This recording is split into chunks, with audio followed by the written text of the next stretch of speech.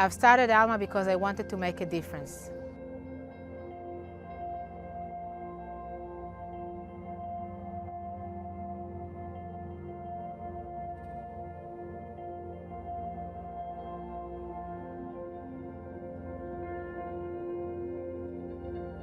I know that there is a lot of misunderstanding outside of Israel about the security challenges that we are facing over here in the north. Me and my husband, we raise our 5 kids over here in the Galley. We live normal life, we enjoy the beautiful view, and we love to live here. And not everybody outside of Israel understands what exactly are we facing and why it is dangerous.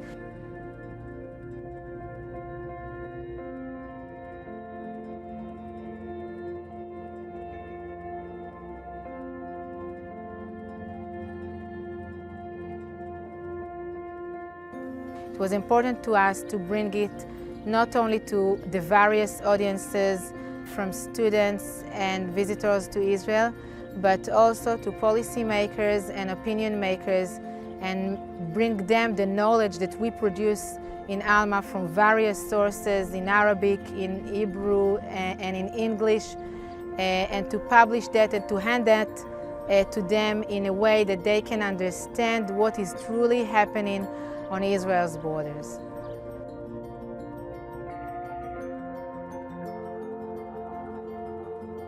I hope that if I can get to the policymakers and to the opinion makers, maybe I will be able to make a difference with their attitude towards Israel's security.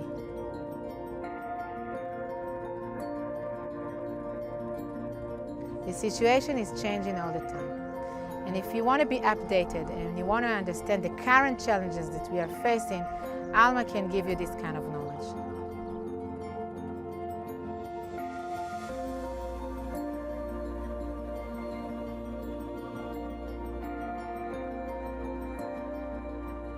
Hi, I'm Sarit Zehavi, the CEO and founder of Alma Research and Education Center. We are focusing on Israel's security challenges on the northern border. Hello, my friend. How are you? Great being with you today. Thank you. All right, so you're in Israel. Thank you very much for staying up later than you usually would. Tell me about what let's just start. Like, who are you? Who are you, and how did you get to the point where you created this business? So I'm a lieutenant colonel in reserve. I served for about 15 years in the Israel Defense Forces. I was an intelligence officer.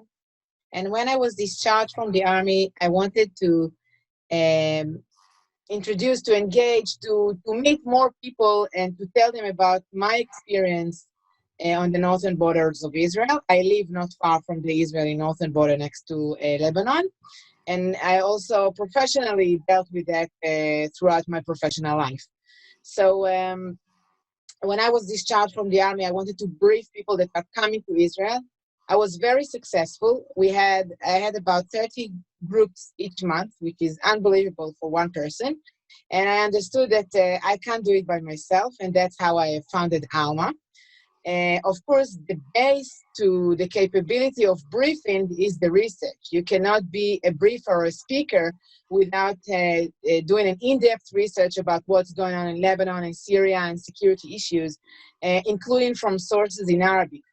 And that's why it was very important for me to establish a research and education center. And I think this is also our uniqueness, the fact that we can research something, but also talk about it I always say, to convey a very complicated message in simple words. I met you last year when I was in Israel, and I took your tour, and I thought it was like amazing. I mean, the passion that you had, the visuals, your team, like there's so much that you had that I'm like, I have to keep this relationship with this woman because she's so amazing. When you started this company, what were the perils? I mean, what are the situations that you had to deal with when you had to start this company and get the visibility? Because starting a company is not that easy. Starting a company that's research-based, definitely very overwhelming because there's so many research companies around the world. What were the biggest things the obstacles that you had to deal with? The obstacle that I dealt with is a different obstacle than probably anyone else that you've spoken with, because I'm an Israeli and I've started my company at the same time that we had war here with Gaza. So not a single tourist came. And I couldn't market anything. I couldn't speak with any tourist company. I just had to wait for about 3 to 4 months. And only after 3 or 4 months, I was capable of going to the tourist companies in Israel and to other organizations that are bringing groups into Israel. And it was really, day by day, again and again and again, traveling to Jerusalem, which is about 3 hours drive from here, to market what I'm doing, first to market myself, and later on to market Alma. Mm-hmm. The tourist agents, most people that are going to Israel, they're going for Jerusalem. When I was there, you're hearing about all the different concepts of the wars and people should be afraid, and I felt extremely safe there. But the tour buses, so many tour buses, travel and tourism is huge in Israel. But again, you're focusing on the religions. So how did you convince the tourist agents to work with you? I think this was, it's funny to say, but my weakness was my strength. Meaning that since everybody was speaking about Jerusalem or Tel Aviv, I was the first one who spoke differently. I was the first one who brought something different, which is the North. I solely focus on the North, and I'm a professional about it, and I'm based in the North. And at first, even inside this area, which you can see behind me in my logo, this is Northern Israel in my logo, people told me, nobody will come to where you're based. You're based in the western side of the North. People are all going to the eastern side, where the Golan is, where near to the Syrian border, where I met you. So I had like a double challenge to bring them from Jerusalem and then to bring them to the west side. And I think we succeeded because we truly provided something unique that nobody get this kind of experience, and something really professional.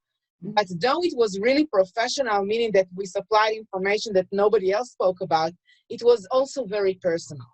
So it was a combination of the professional and the personal. All of our speakers brought their personality into the meeting with the groups.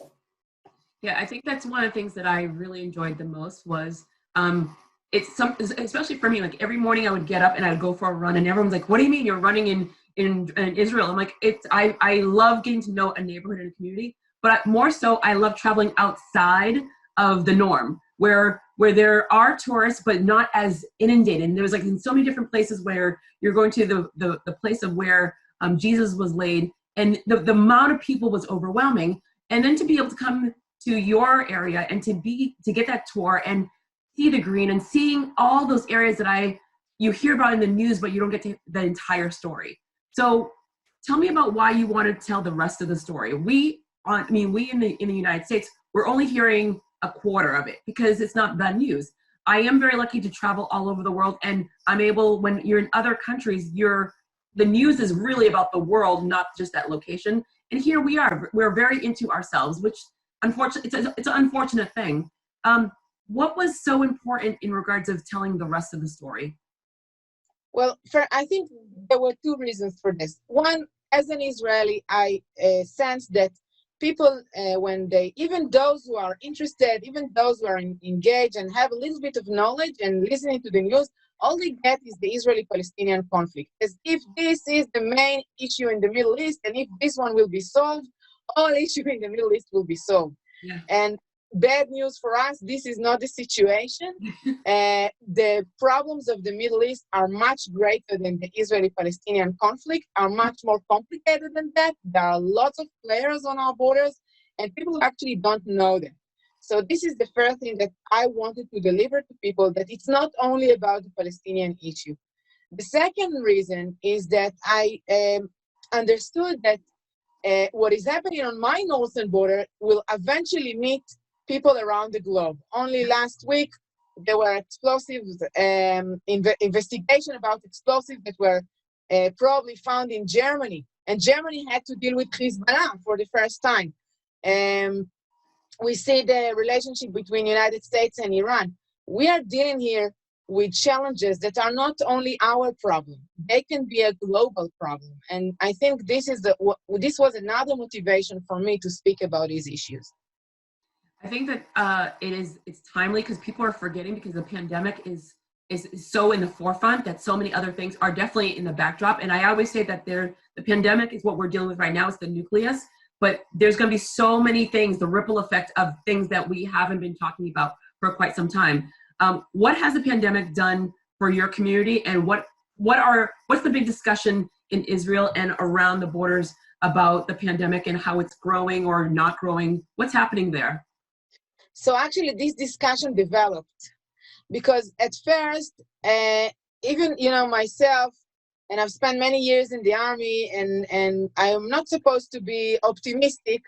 I wanted to be optimistic and believe that everything happens for a reason, and maybe this pandemic will bring a better situation to all these conflicts in the Middle East, and maybe we'll see some change in the behavior of our neighbors.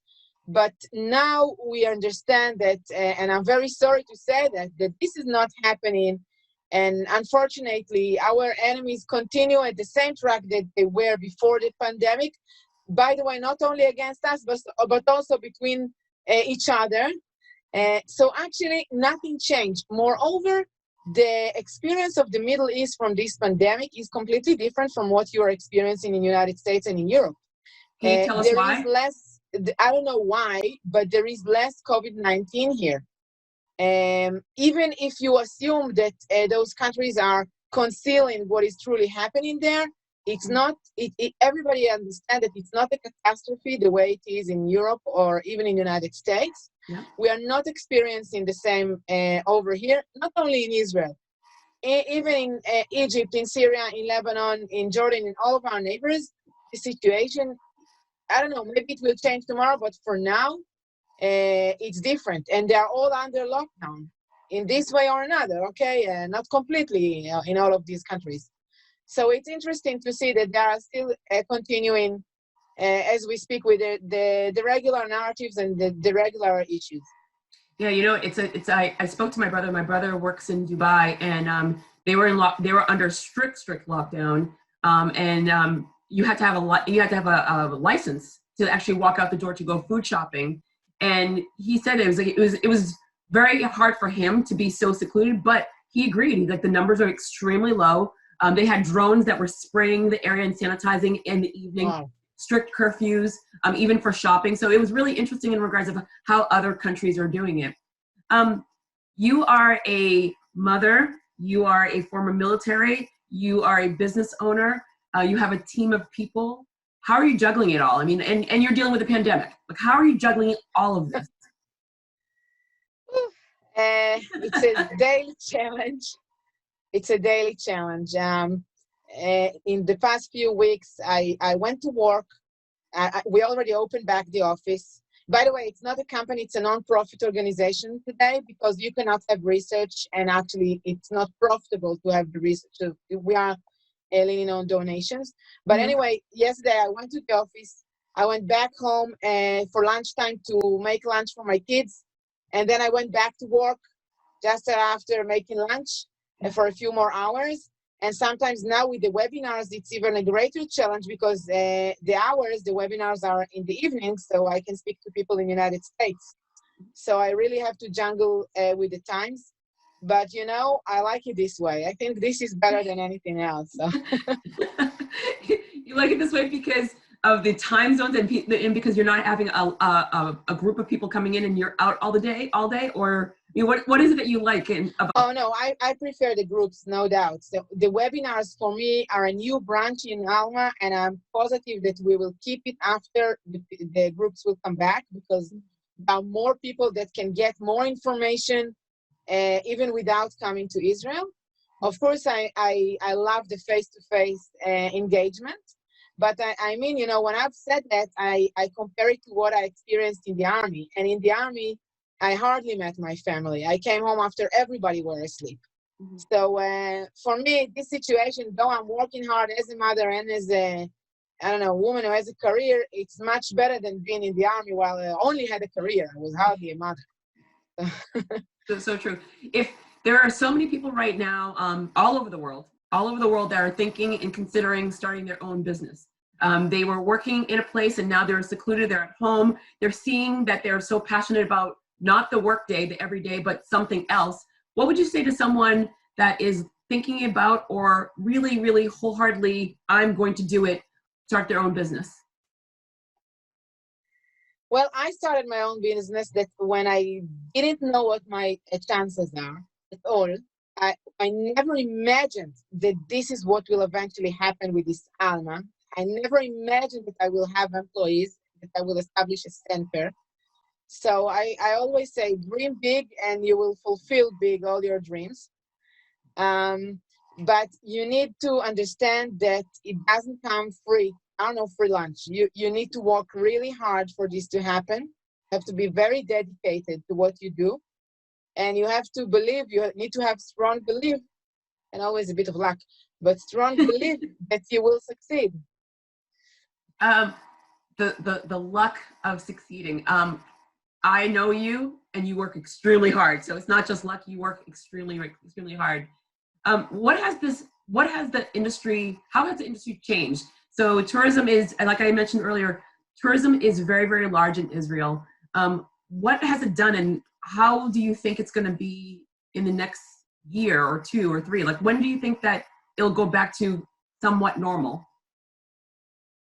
I'm with those who think that it will take a long time until it become normal, because even first you need a vaccine, you need to everybody have the vaccine, you need the psychological factor that people need to believe that they can go safely on airplanes, because tourists is something that you don't have to do.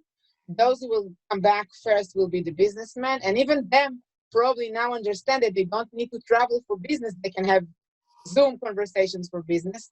Mm-hmm. So I'm with those that, it took me no more than 2 or 3 days to understand that the reality had changed for me, and I need to think differently. And I've made the changes in my staff. We think differently, we operate differently, and if the groups will come back, great. But for now, we are developing everything we offered to people face to face. We are now working to be capable of offering it digitally, including tours. And I have discussions every day with my clients. How can we make virtual tours? We had a simulation. How do you do a virtual simulation? I believe that everything can be done virtually. The only question is what the client wants, how the clients want it to be. And we are putting a lot of efforts in adapting this to what the clients want. I think that those in Israel that are with the tourist business that will not make this change and will continue to believe that the tourists are coming back next morning will have huge difficulties. Yeah, absolutely. So you said it perfectly, where we start to make changes. What changes or what have you implemented in your personal and your professional life that you would have never done if we didn't have this abundance of time? Well, the whole issue of digital, marketing ourselves digitally, having webinars, people offered all this to me long ago, and I always said, I don't have the time for that.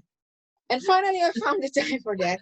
And now we publish much more. We are doing our own webinars twice a week, once in Hebrew, once in English. I never had the time to reach out to Israeli audiences. Now we're also speaking in Hebrew, which is something that we never done before. With my staff, I'm working on training them because they are not experts to digital. They're also learning about that. And there is much to learn, and there are different approaches. So we spoke with experts. We learned how to have a webinar, how to put this one behind me, what to wear, all these small details, how to market it, how to cooperate with other organizations in the webinar in order to get more exposure. All of that were things that we learned. The Zoom, how do you work with Zoom? What's the difference between a meeting and a webinar? All of that we've learned in this month and a half. Actually, all the staff were home, and it was only me and one more staff member. And now all this knowledge that we gain, we are passing to the rest of the staff in order to continue our work. Amazing. You're amazing. I love it. You're amazing. I always this is the question I ask every single time for every single person that I speak to. If there was something that you could ask, actually, you know what, before I ask, the world opens up tomorrow. Everything goes back to the new normal. What does your first day look like? How do I bring more staff? because I have new branches in Alma now, and in order to renew the old ones, I need more staff members. So I need new staff members that will be capable of having everything, webinars and tours. And I think this would be my first goal, to train staff, excellent staff members. That's your next day. So then, what is your ask?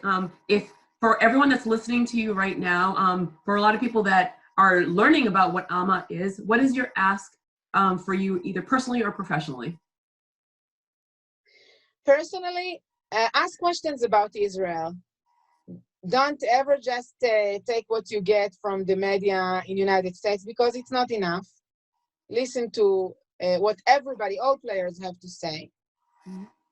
Professionally, I think this is an opportunity for all of us, because if until today I only had to travel to universities, or students had to come to Israel, now I can speak to hundreds of students without traveling anywhere. And we can do very interesting things together with students and universities. And I think that we can give to students for media, Middle East, crisis management,